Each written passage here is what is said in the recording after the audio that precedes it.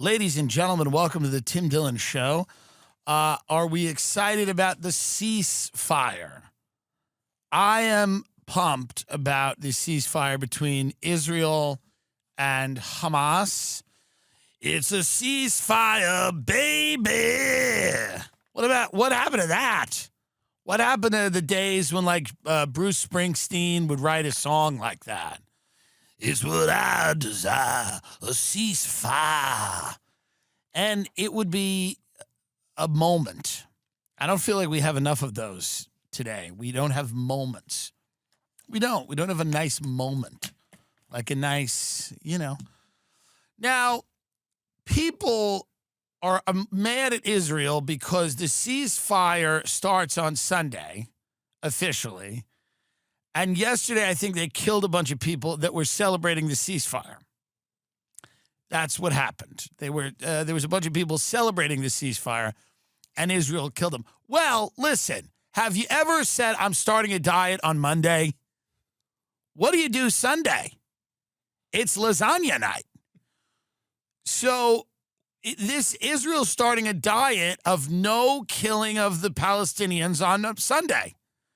They're starting a strict ketogenic, no carbs, killing Palestinian babies at all for any reason on Sunday. But up until Sunday, you're going to loosen the belt loop a couple, no? I mean, it's like Sunday we're going to do the right thing, but tonight we dine in hell. I mean, that's kind of Israel ramps up deadly airstrikes on Gaza after a ceasefire deal is reached. They need a few days to get it out of their system, from what I understand. They need a few days. You can't go cold turkey on killing. You have to ease off. You got to ease off. When I was in fifth grade, I was coming down a hill in Goshen, New York. It's a suburb in Rockland County. It might be Putnam. Either Putnam or Orange or Rockland County. It doesn't matter. The point is, I was coming down a hill. I pumped the brakes. I flew off the bike, and I got scars on the elbows. Rocks and everything went on the elbow because I pumped the brake, and I flew off. I jammed on the brakes. I didn't pump them. You got to pump the brake. You got to slow down at a speed that doesn't just jolt you. And I didn't. So Israel's going to have to, you got to give them a minute. They've really been killing now for the span of, 2 years? Is it 2 years of this? A lot of it, right? Almost 2 years? It's almost 2 years of them kind of, killing. So they have to take a little, and hopefully, by Sunday, they can kind of chill. And now Hamas, remember Hamas? Hamas is going to let the hostages out. But before that happens, right here it says, Israel Hamas ceasefire deal will go into effect too late for Akram Abu Ahmed to see his children again. His family's sole survivor after an Israeli airstrike, Ahmed, was sleeping in the area of Gaza City in the early hours of Thursday, celebrating the news of the truce when he heard a loud sound and he was thrown into the air. Dust and screams around me. For Israel to attack, it's a party to celebrate the truce. And Israel,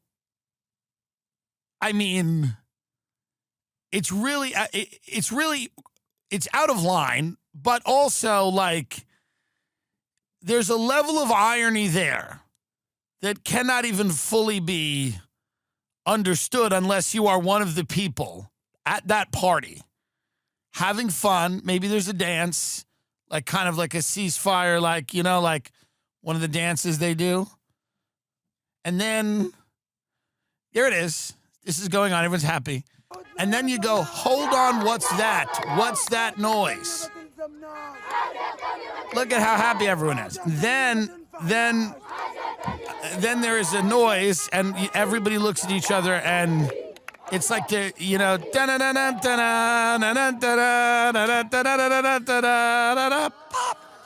it's the Curb Your Enthusiasm music. Because, You're out there celebrating a ceasefire, and then you get killed. During the ceasefire celebration, it's 1 minute, it's a celebration of a ceasefire. The next minute, someone's leg is in your lap. And you're like, what is going on? I thought we were done with this. But Israel says, no, Sunday. You're a little early. You're a little early. We're starting this Sunday. We are not, today is not part of it. I wonder if Israel said that. Today is not part of it. We're going to get a few airstrikes in before we start. And they killed 115 people. Well, I'm going to call this right now. I don't know if I'm right. And I'm going to say this, and people might get angry with me or people might not agree with me. I'm going to make a stunning prediction on this program, on this show, in front of everybody, in front of the world. I'm going to put my name on the line right now. I'm very happy about the ceasefire deal, but I'm going to say this. I don't believe, I'm putting myself out there, I don't believe this is the end of the problems between these two. I just don't. Call me a cynic. I believe that there's going to be some residual bad blood. I'll say it. I believe personally, now it might not be true. I don't know. I'm just saying there could be perhaps, potentially, possibly, some residual bad blood between these two groups, because I got to be honest with you, I just think that even though they have this nice ceasefire, they did, Israel killed 28 children and 31 women at the ceasefire party where they all, hey, by the way, stop going to ceasefire parties. Apparently that's pretty hazardous to your health. Don't do that. Israel and Hamas, and it's kind of become a war on the civilians of Gaza, though. I mean, let's be honest. I know that it's supposed to be just a war on Hamas, but it feels to me, again, an observer, that it is more sort of becoming a war on the civilian because it's a lot of civilians. Now, I know that Israel will say that 4-year-old was in Hamas, and he might have been. I don't know. And that seems to be the argument. Many of these toddlers are in Hamas. But I don't know. I just think there could be some resistance. So right now in Gaza, they say 46,707 people have been killed, about 17,500 children, injured more than 109,000 people, and missing more than 11,000. Yeah. Israel killed about 1,139, injured 8,730 with the Israel. That's the Israeli death toll versus the Gaza death toll. Now, these death tolls may not be accurate.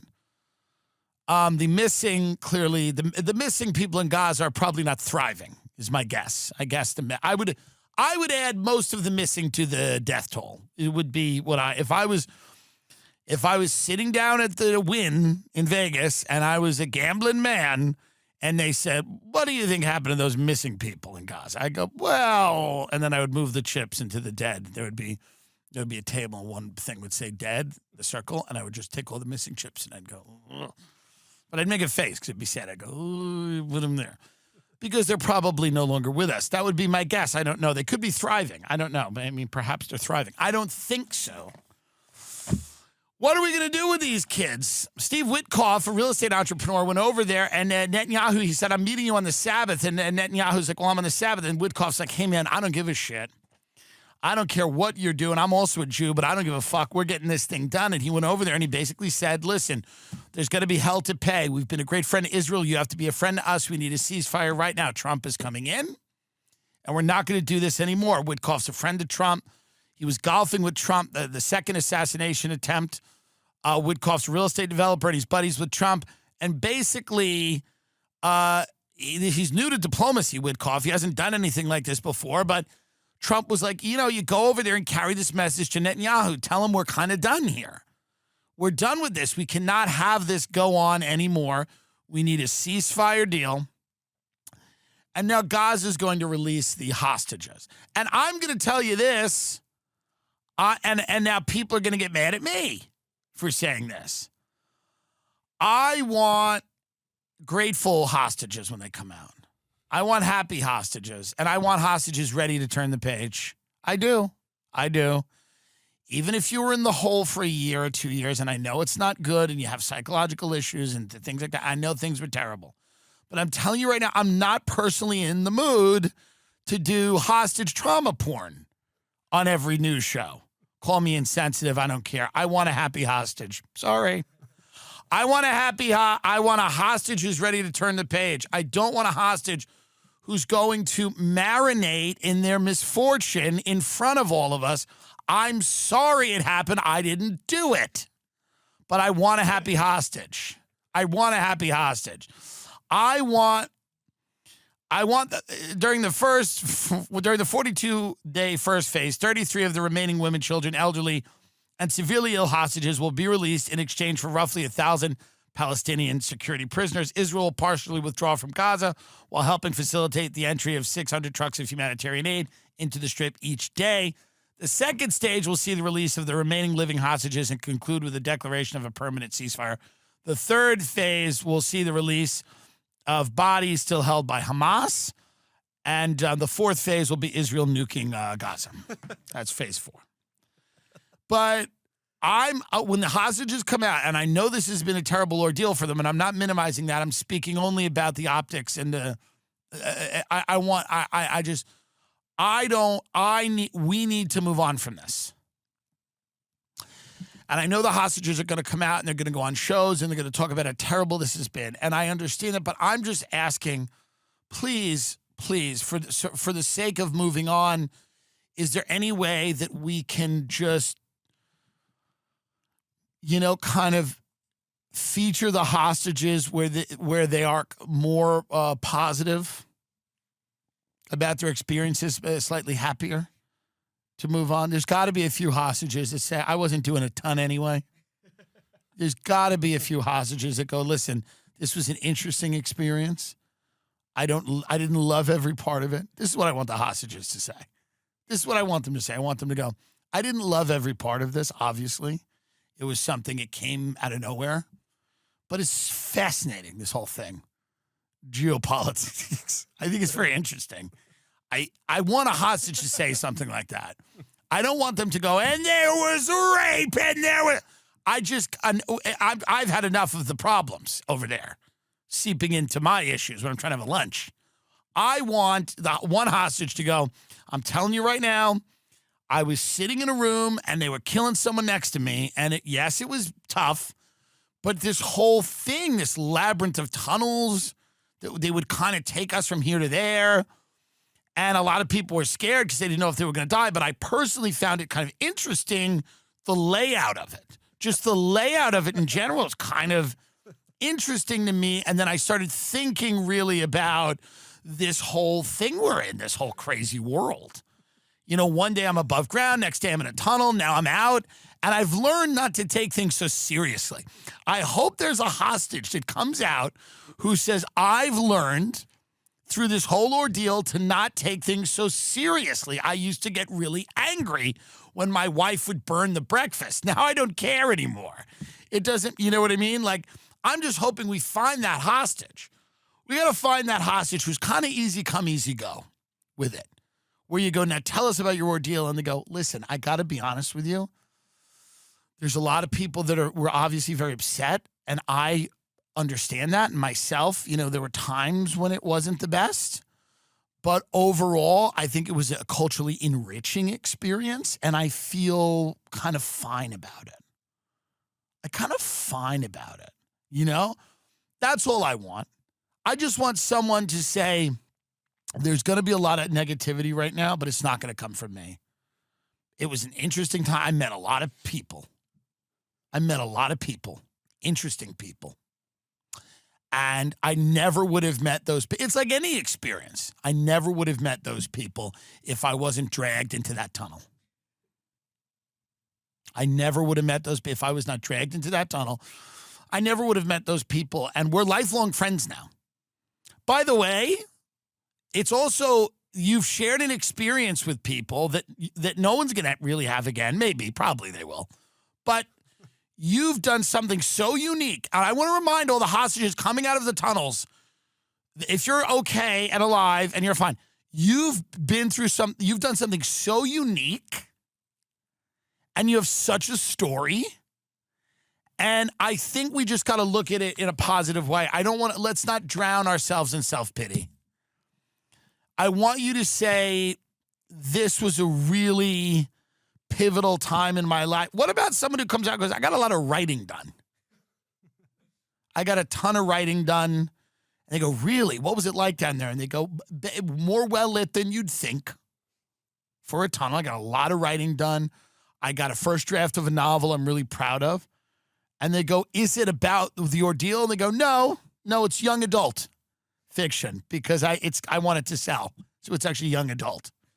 They're Jewish. They're thinking in a marketing way. They go, it's YA. They go, is it about the whole Hamas thing? They go, no, it's sort of like a YA thing. Some magical elements, different realms, love, loss, whole thing. They go, it's smart. Well, I wish them well over there. You know the way I've always felt about it. I've always felt the same way as I do now. And that is that my hope has always been for this topic to stop coming up at dinner when I'm there. That's been my geopolitical ideology, is that I hope that everyone shuts their mouth.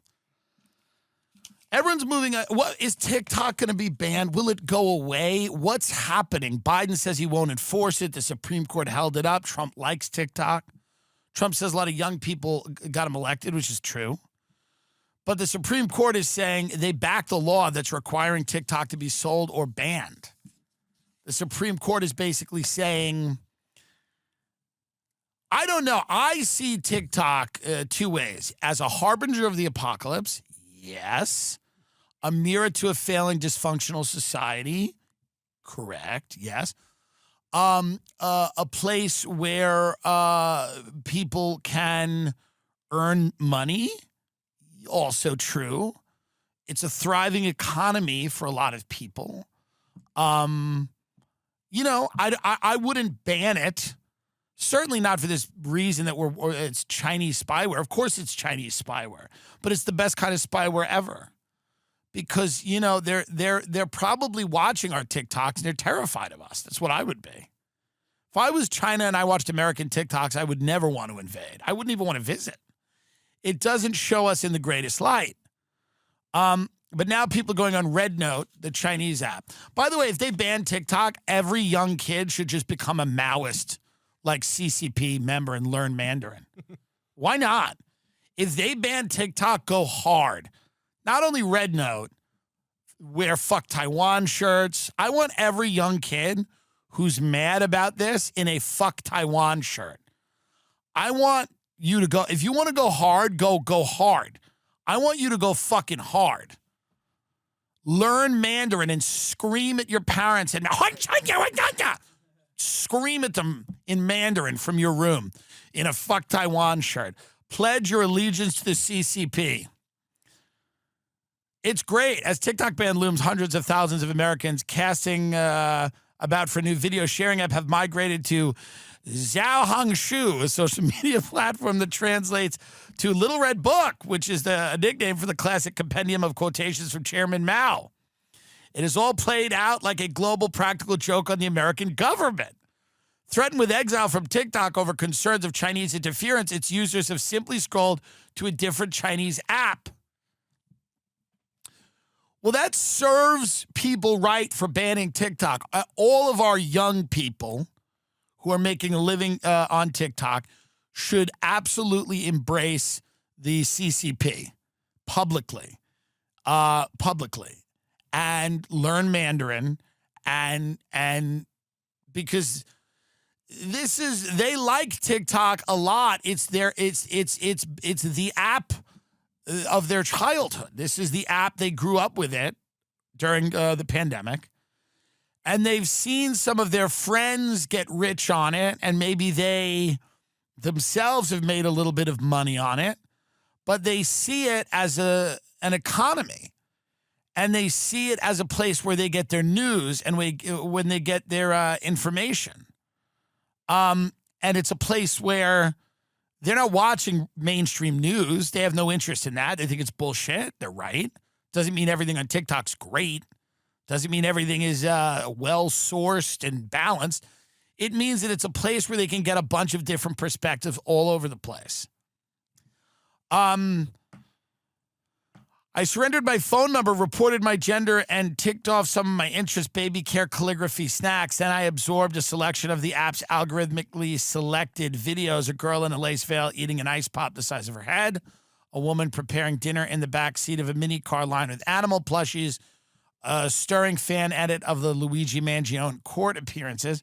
This is Red Note we're talking about. This is someone's experience on Red Note. Soon I started to see videos pitched directly at me. Welcome notes created from the American TikTok user who recently arrived on Red Note's.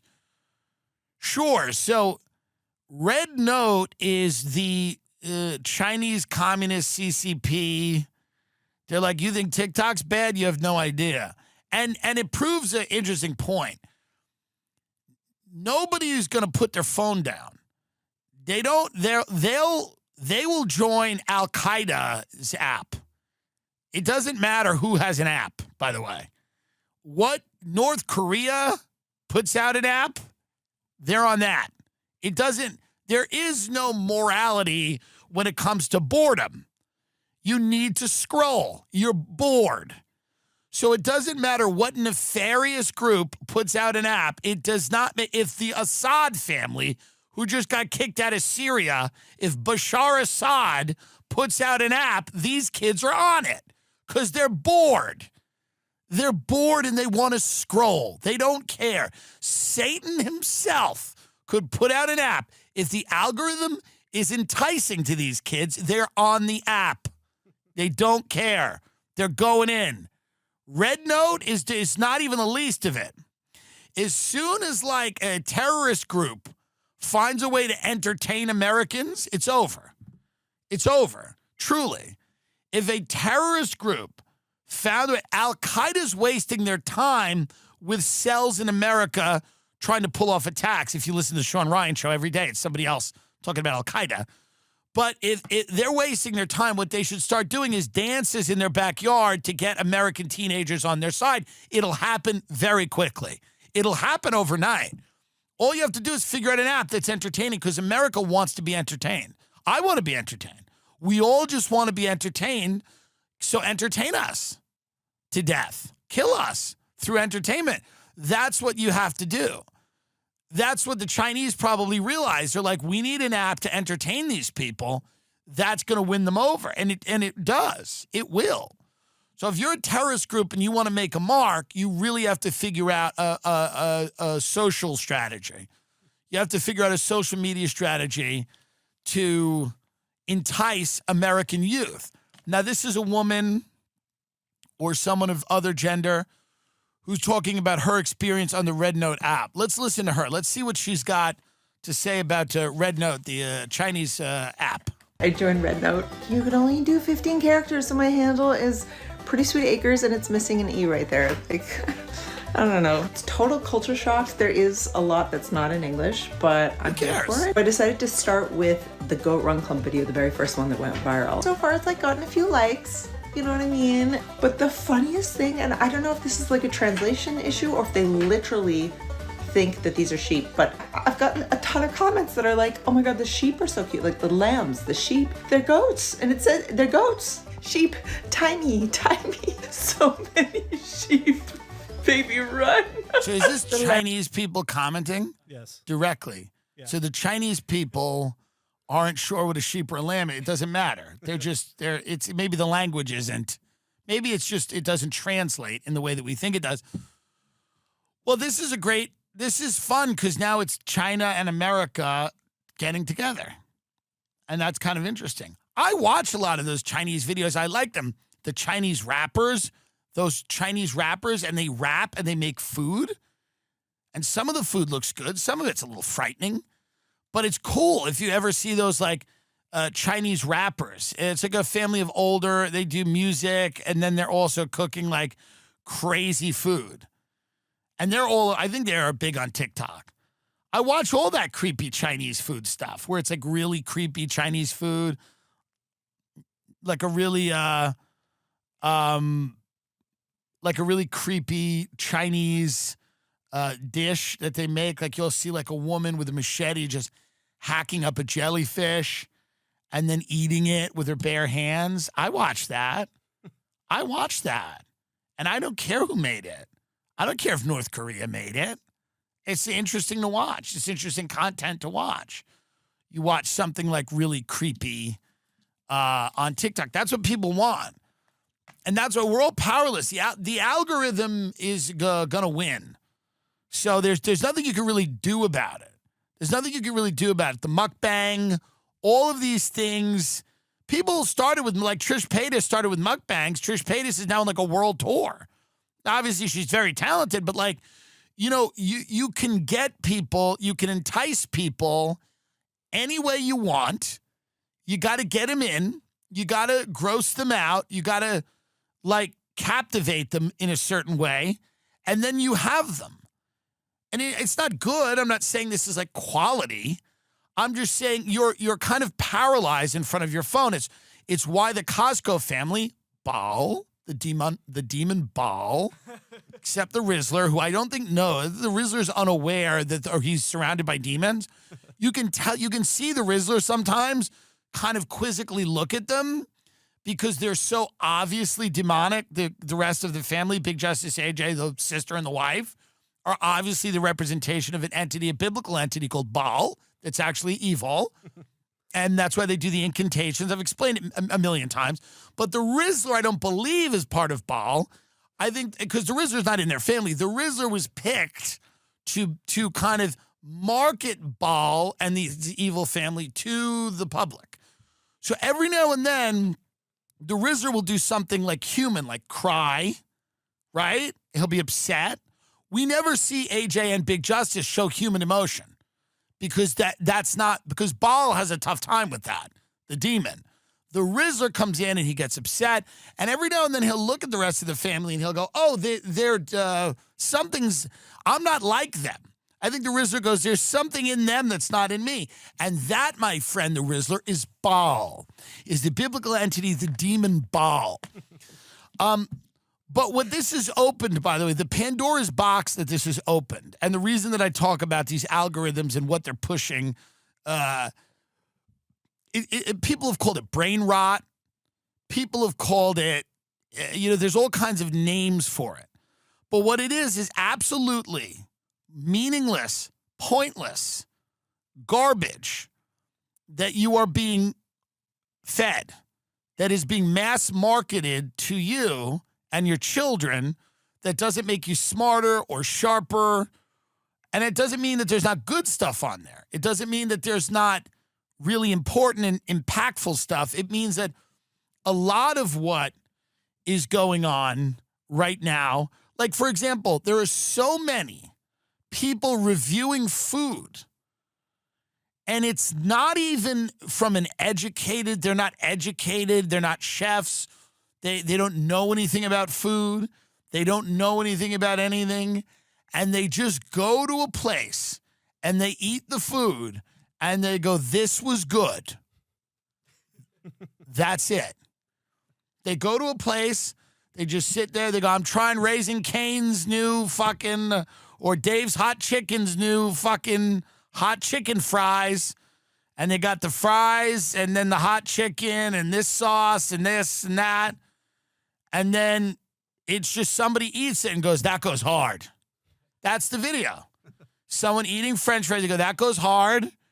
And that's it. And then all these companies are starting to sponsor these people and pay them money to go to these places and eat this stuff or try this stuff. So the future of entertainment in America is SponCon only.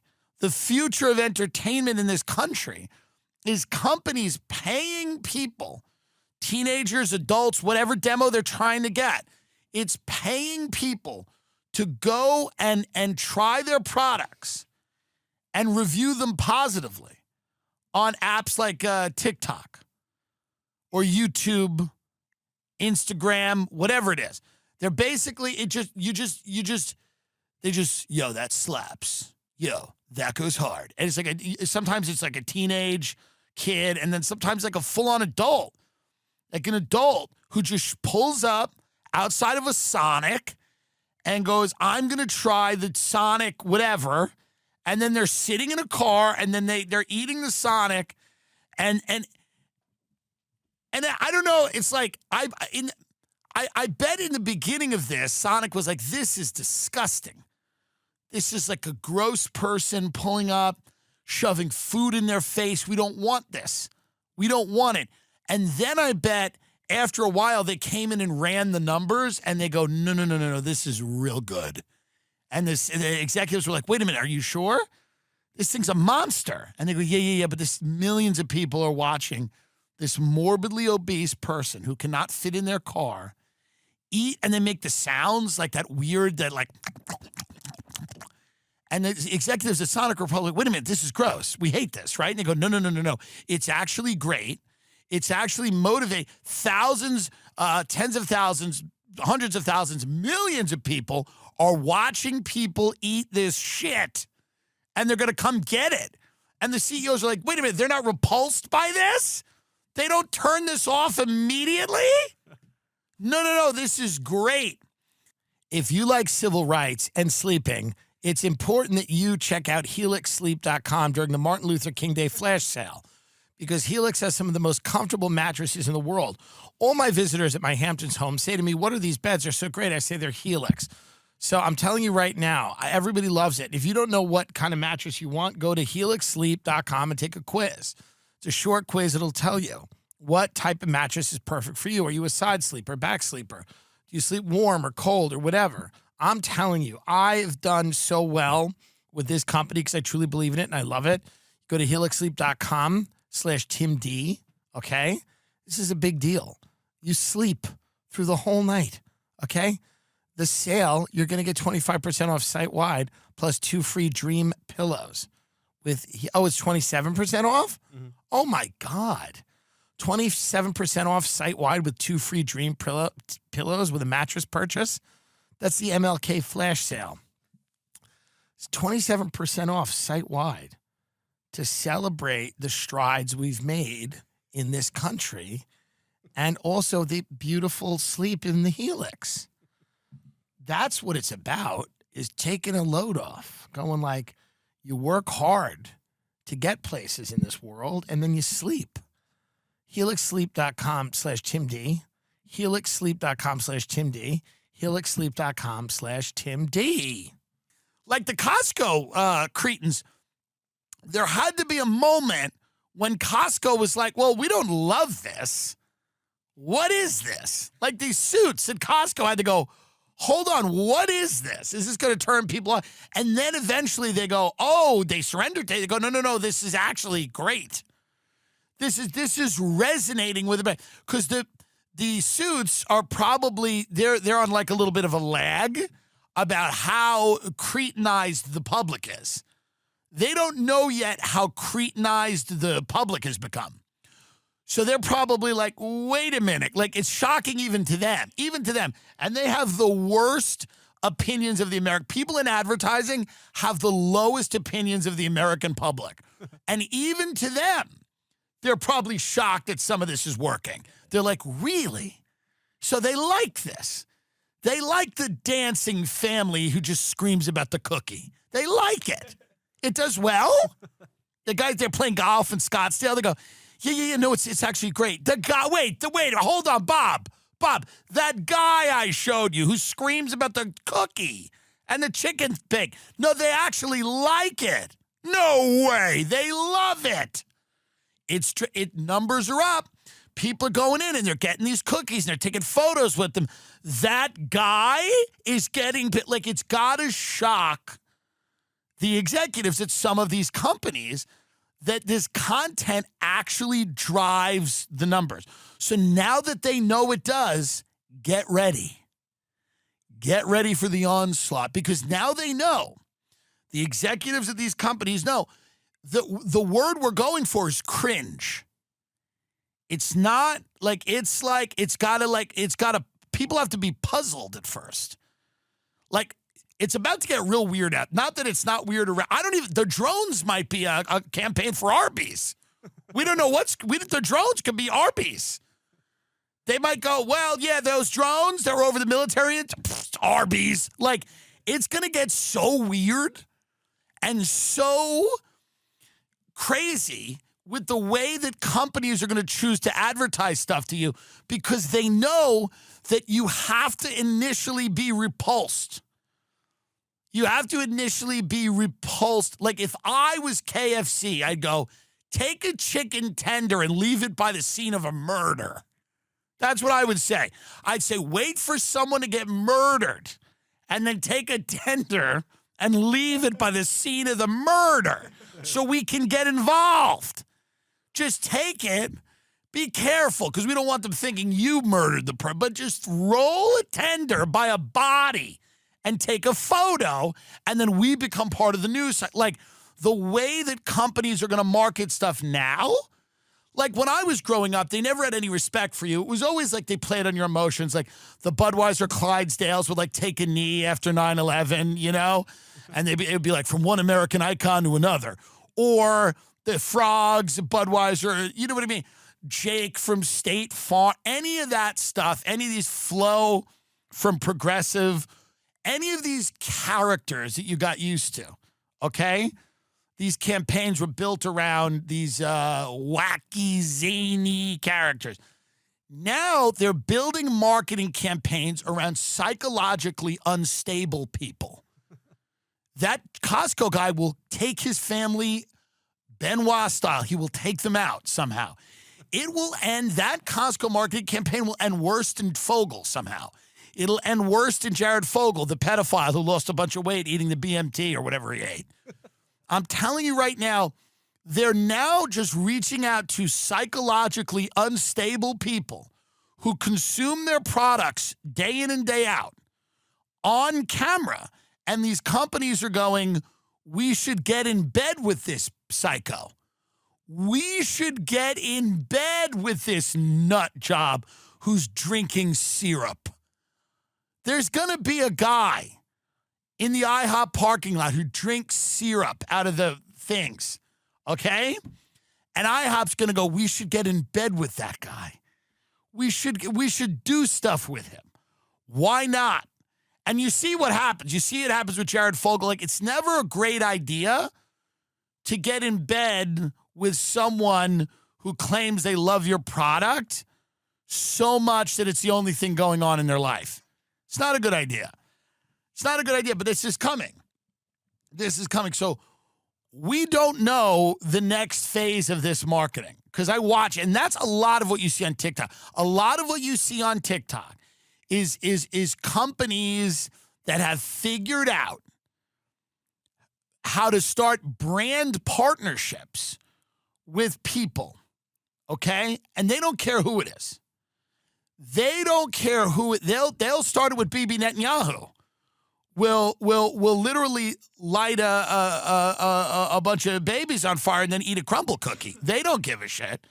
Bibi Netanyahu will be reviewing crumble cookies within 4 months. I'm Bibi Netanyahu. This is Crumble Cookie Monday. And he'll just have the crumble cookie with the little cutter and he'll eat it and he'll go, pancake. I like it.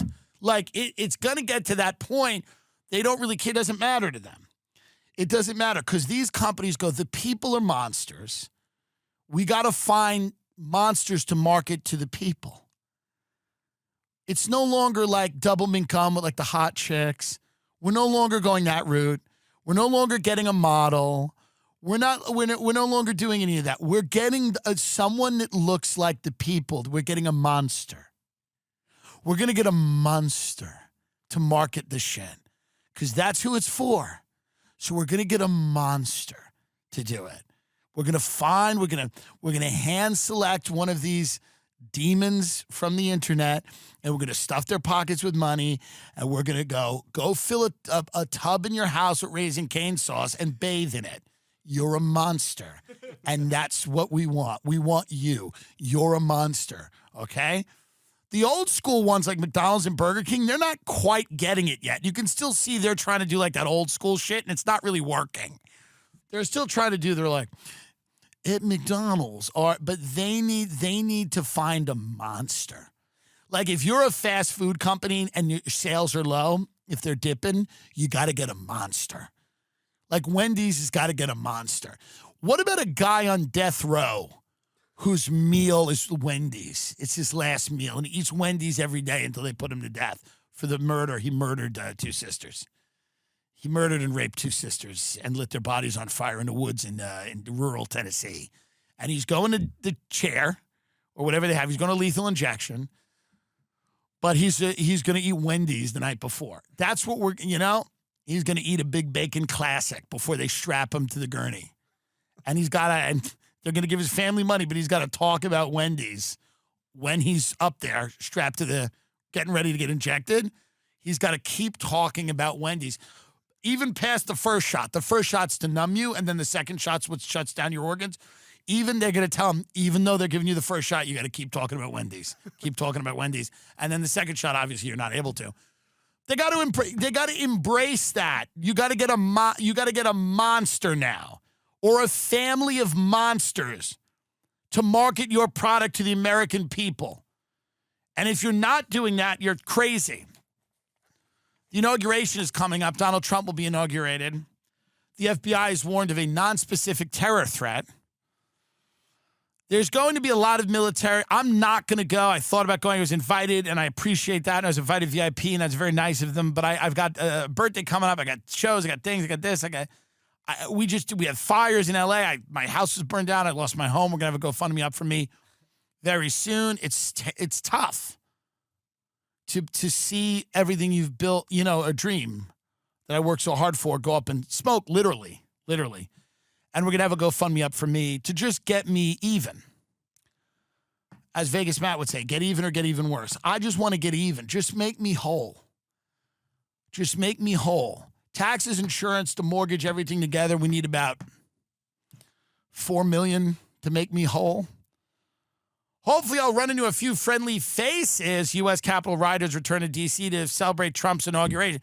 If you are a Capitol rioter, is this not the greatest day of your life?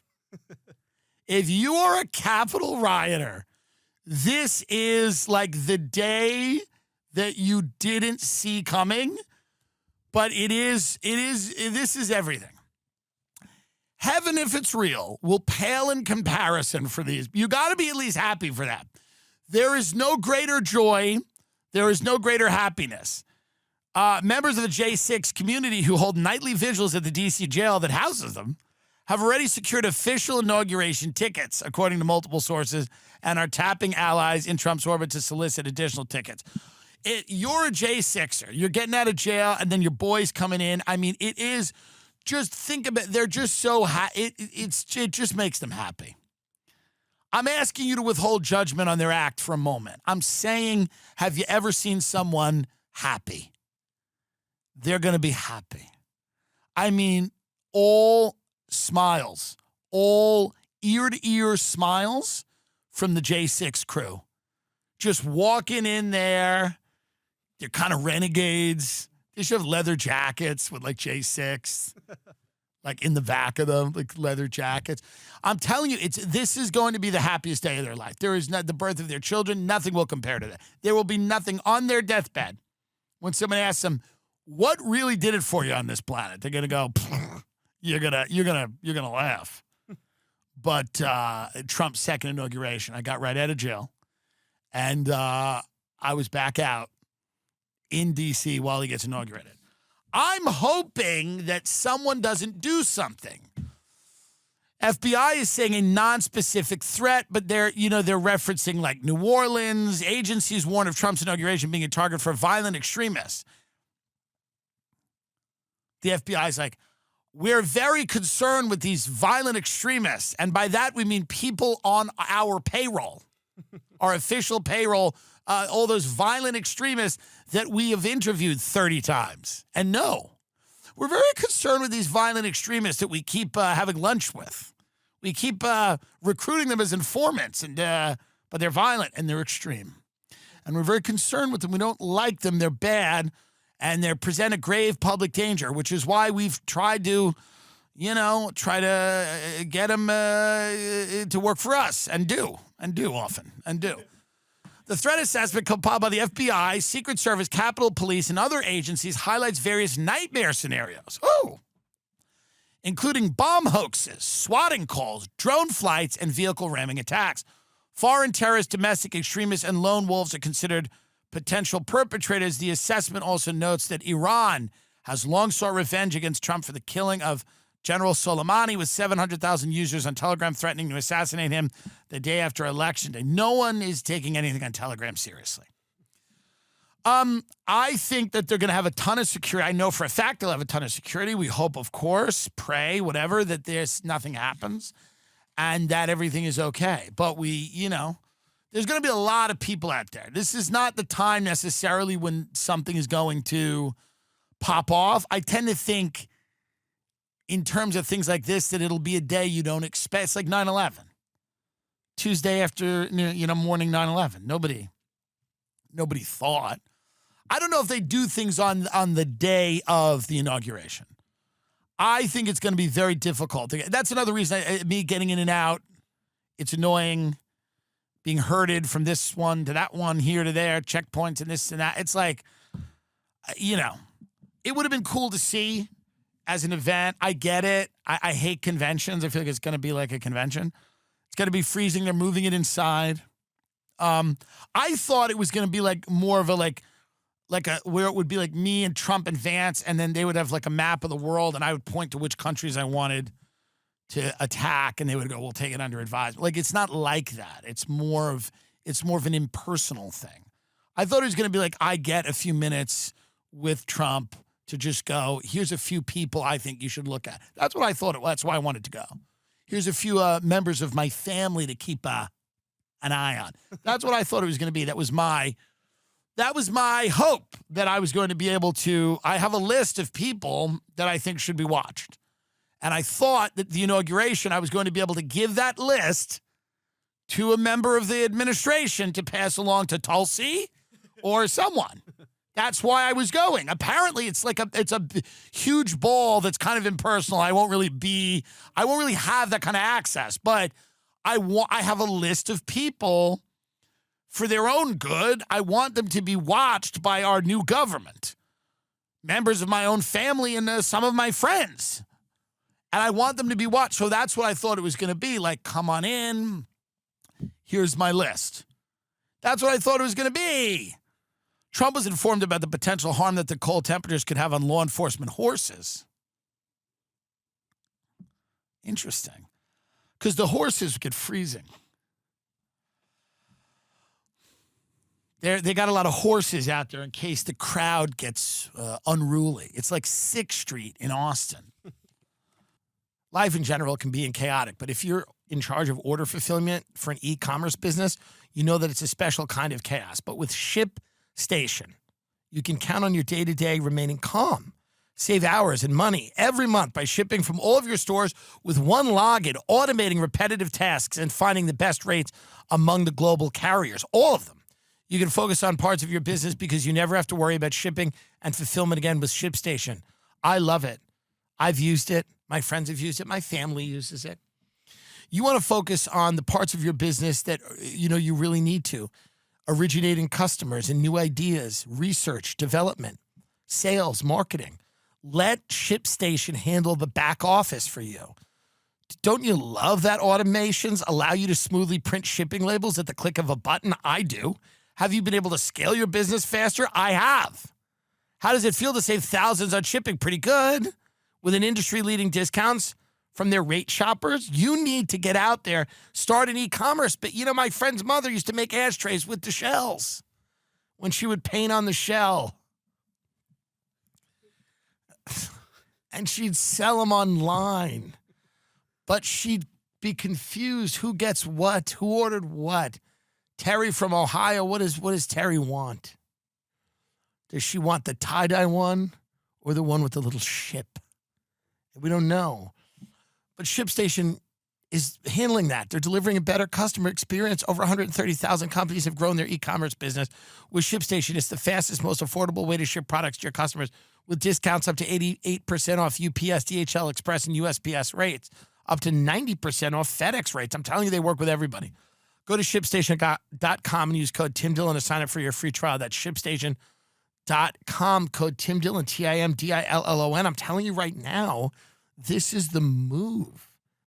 6th Street in Austin, Texas, which Austin, by the way, looks like California after the fires.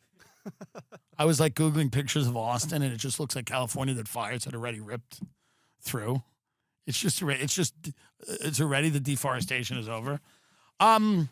Let's talk a little bit about these scumbags trying to rob people in California right now. Get up the midgets from Selling Sunset and whatever scam they're running. Get them up on Instagram. They're running a scam. All these realtors are running a scam, and this is the way they scam. They're like, use us for free, no commission. They're like, and by the way, if you pay a commission, we'll give it back to you. It's like, well, why would I pay one? You're either giving it for free or not. I also know people where people are inquiring. People are calling up residents of Altadena right now and saying, we will buy your land for $700,000. And then it's BlackRock. BlackRock, these demons from hell. Larry Fink comes out and goes, it's going to take 10 years to rebuild, scaring the shit out of everybody. It's going to take a while, but he comes out and says it. His company, BlackRock, is out there calling people it's still warm. The smoldering ashes are still going. And BlackRock is like, hey, hi, I'd like to buy some land. And they never say it's BlackRock. But then when you start doing all the verification of funds, my friends are realtors in LA.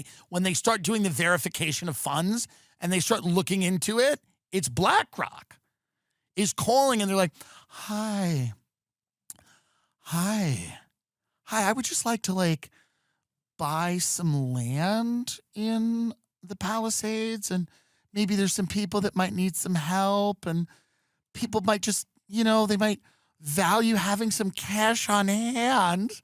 So we'd like to come in. And you go, oh, that's okay. Well, yeah, let's, do you have any documentation? They start providing the documentation, and it all goes back to fucking BlackRock is trying to buy the land in Altadena and the Palisade, all these places, because people are desperate, and they go, we'll just buy the land.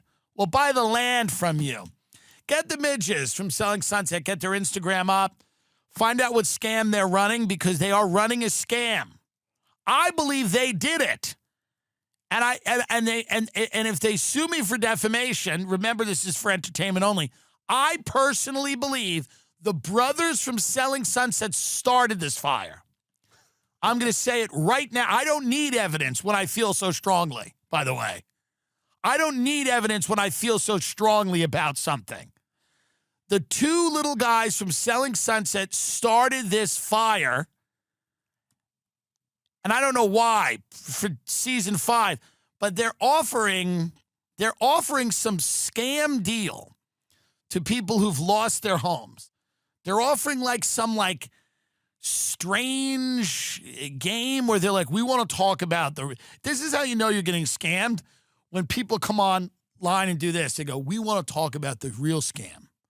There's scammers out there taking advantage of people, and we want to bring that to your attention. And the reason they're doing that is because they're saying, we really want to scam you.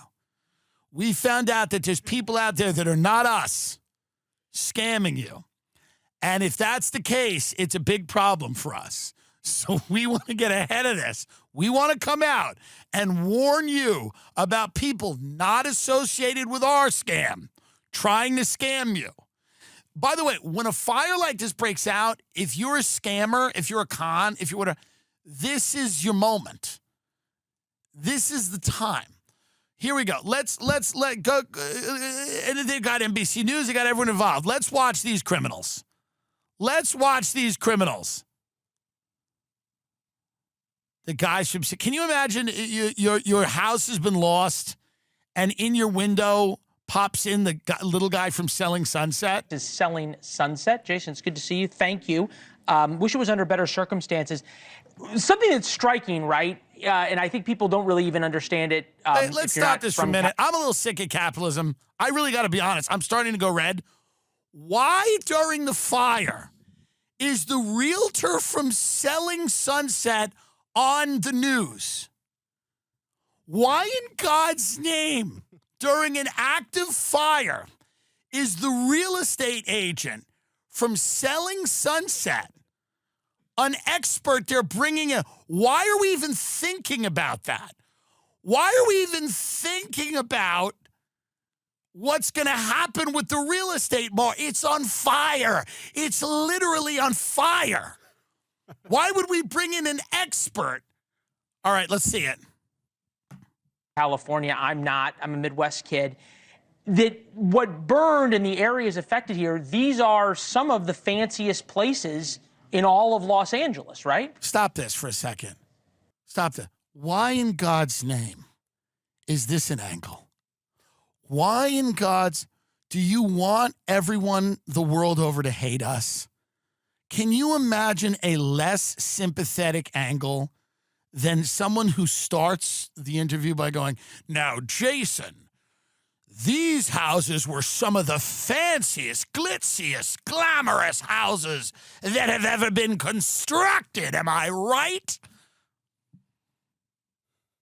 Yeah, I mean, I'd say most of the Pacific Palisades is gone, probably 75% of it. And I'd say the average home there was maybe 3 to 4 million. Certainly homes in the No, it's higher. $5 to $10 million range. I've had clients and friends calling me all day, probably 40 to 50 calls actually from people that lost homes.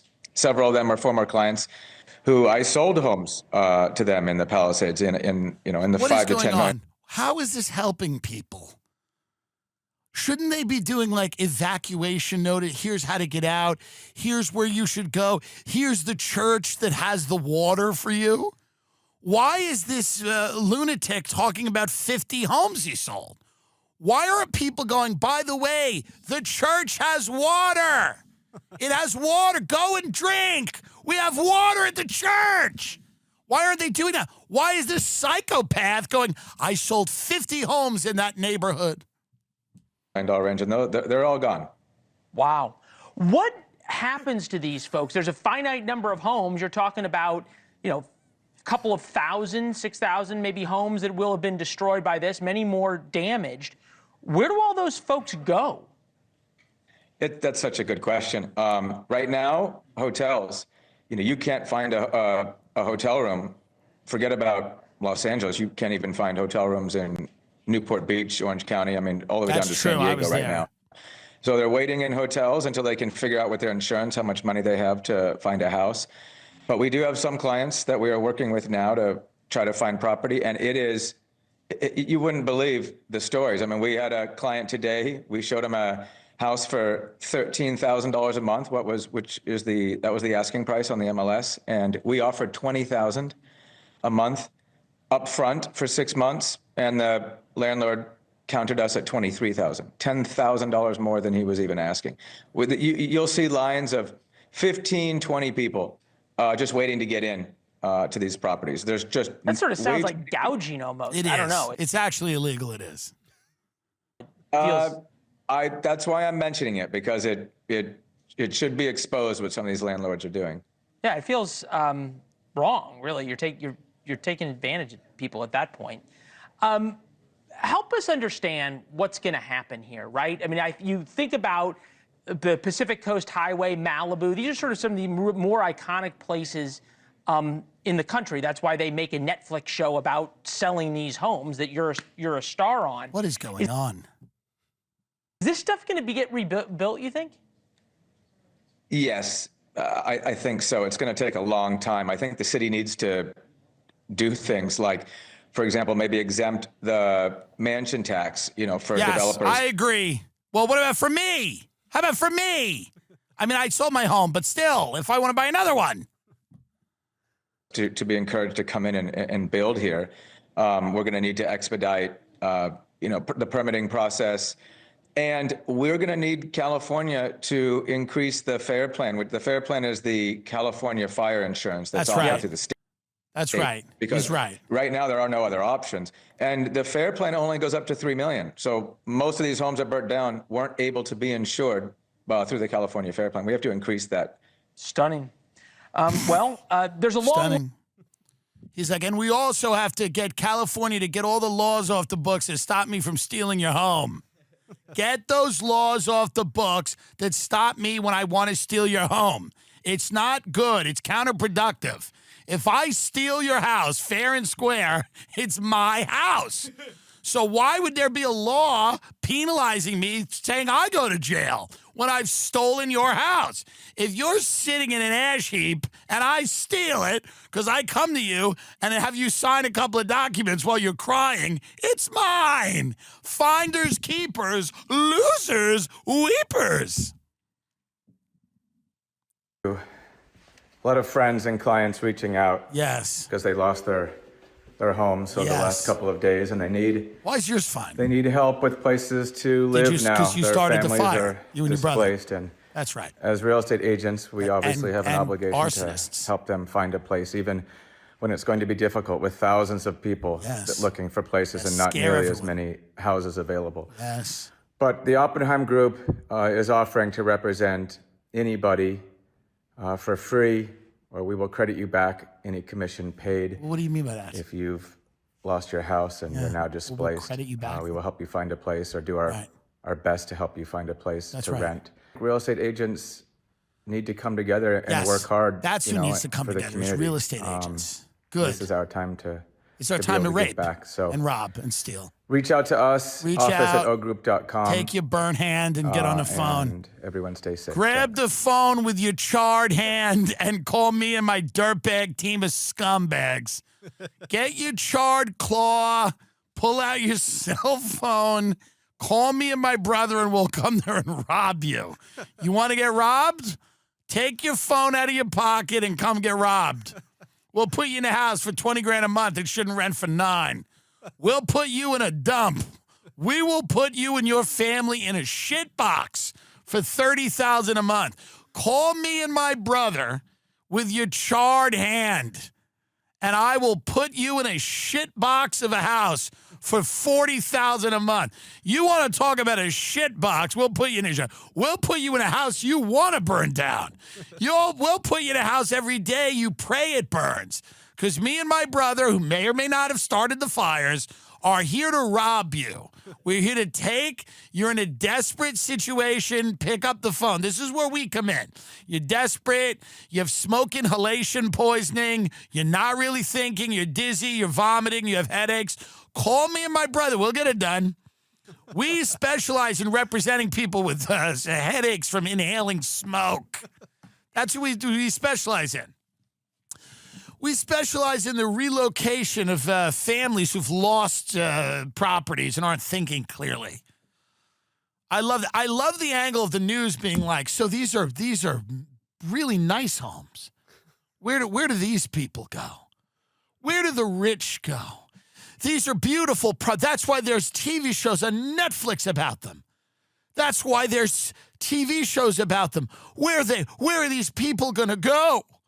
Where are they going to go? I don't know. Somewhere else? There'll be a lot of those people will be okay. He's like, the average home is $3 to $4 million. That's a lie. The average home in the Palisades is more than that. And averages are fake anyway, because they'll include like an apartment complex that's not in the Palisades of like shitty condos. Like, averages are not real.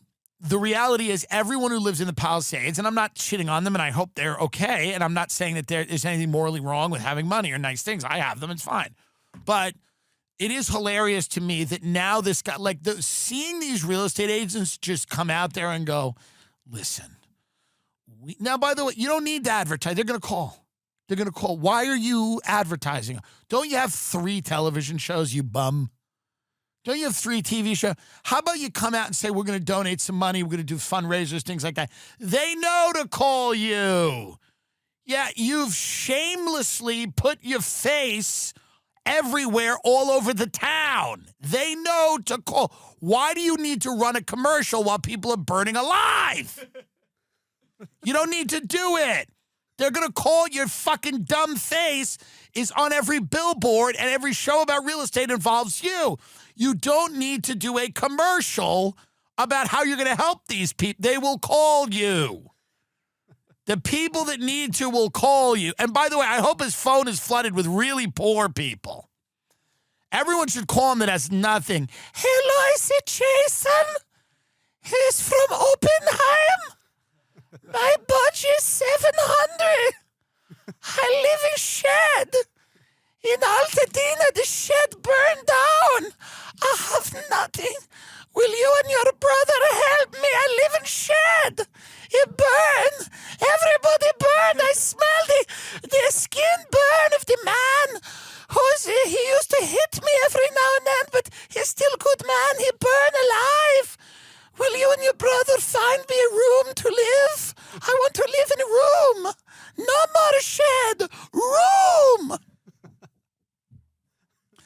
TimDillonComedy.com for all the dates coming up. We're editing the special. Should be coming out soon. We appreciate everybody.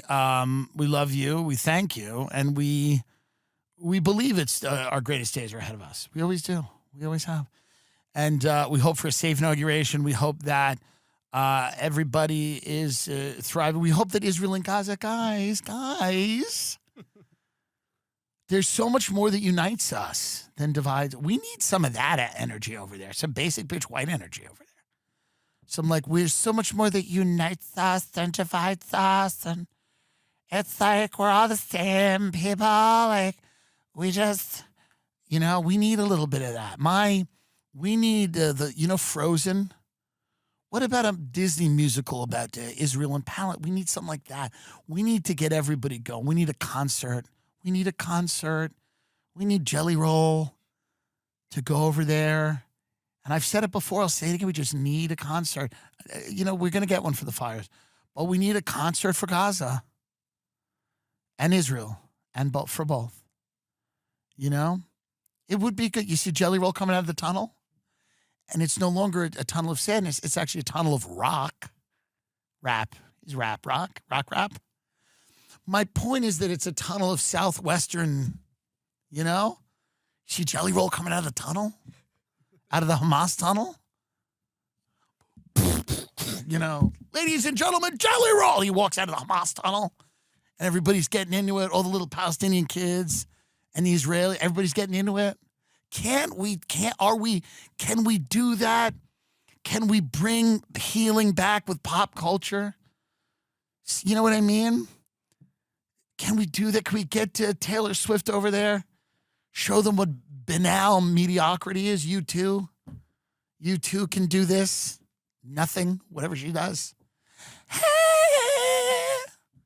can't she do a song? Can you imagine this? Is there any more powerful? It's the ruins of God, like a ruins. Taylor Swift is standing there, red boots and a guitar. And she starts to play the guitar. And then two people from Gaza, maybe because they're going to be amputees. I'm going to prepare everyone for this. It's not going to be nice. But again, I didn't do it. But they're dancing kind of beautifully with the one arm or the one leg. Like they're amputees, and Taylor's playing the guitar, and she's, it's a cruel summer. And the people from Gaza go, you have no idea. Wouldn't that be? Because it's topical. She goes, it's a cruel summer. And they're all nodding like, oh boy. And there's amputees and they're dancing. And then we cut to Jelly Roll, and he comes right out of the Hamas tunnel. And it's Jelly Roll. And it's nuts. We got T Swift singing in the ruins with the stumps and the amputees, and they're dancing. And Jelly Roll comes out of the Hamas. Well, now it's crazy because it's a song, and Jelly Roll's doing the rap part of it, and then Taylor Swift's on the guitar, and then Billie Eilish is there, and she's very sad and quiet, and they do a close up, and she's by a mass grave. Billie Eilish is sitting in the middle of a mass grave, and she just goes, hallelujah.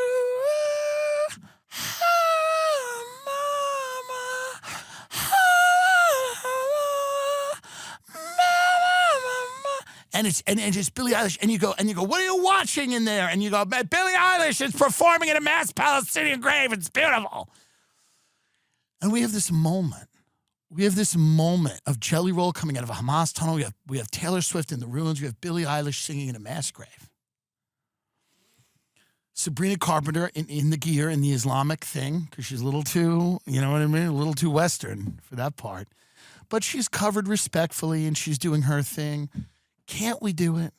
Can't we bring the fucking, if we can't do it, who's going to do it? Who's going to do it? It's my hope. It's my hope. And then I hope, and this will happen, and I swear to God, don't think I'm lying. There will be a moment on CNN when they go, and now, after the ceasefire has finally been ratified, let's talk about the rebuilding of Gaza. And to do that, we're bringing on Jason and Brett Oppenheim from the Oppenheim Group and the show Selling Sunset.